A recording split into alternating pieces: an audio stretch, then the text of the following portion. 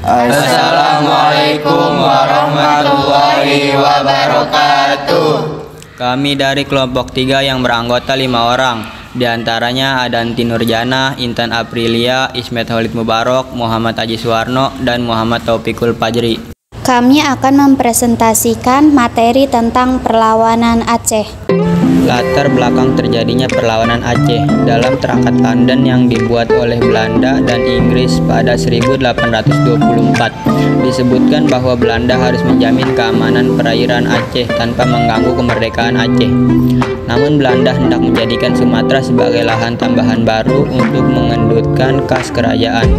Apalagi daerah Aceh cukup luas dan memiliki hasil penting seperti lada, hasil tambang, serta hasil hutan. Selain itu, setelah terusan Suez dibuka pada 1869, kedudukan Aceh menjadi penting terutama dalam hal perdagangan karena jarak antara negeri Belanda dan Indonesia makin berkurang. Pada Pertismen, akhirnya Belanda dan Inggris mendatangi sebuah perjanjian yang dikenal sebagai Traktat Sumatera pada 2 November 1871.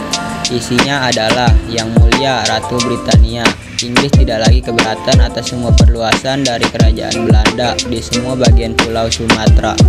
Pada tahun 1873, pemerintahan Hindia Belanda di Batavia mengirim ultimatum kepada Sultan Mahmud II agar menyerah dan tunduk di bawah pemerintahan Hindia Belanda.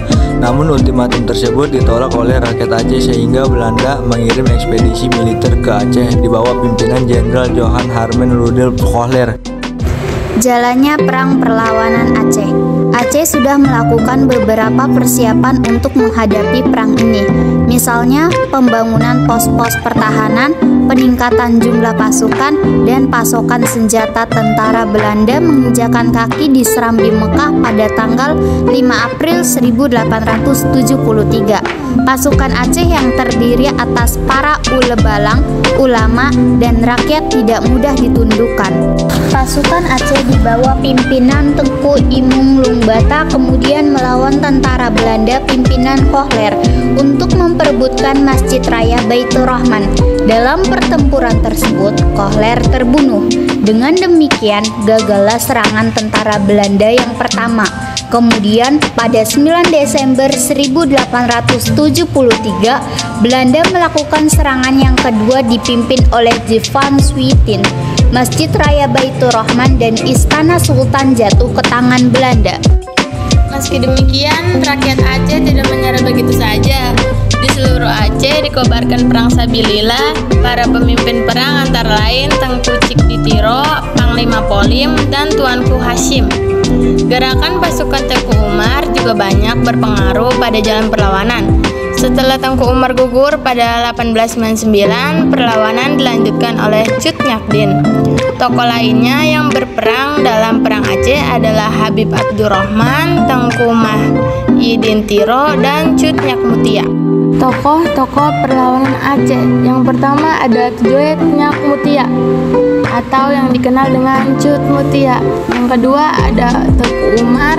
Yang ketiga ada Cut Nyakdin, dan yang keempat ada Muhammad Daud Syah.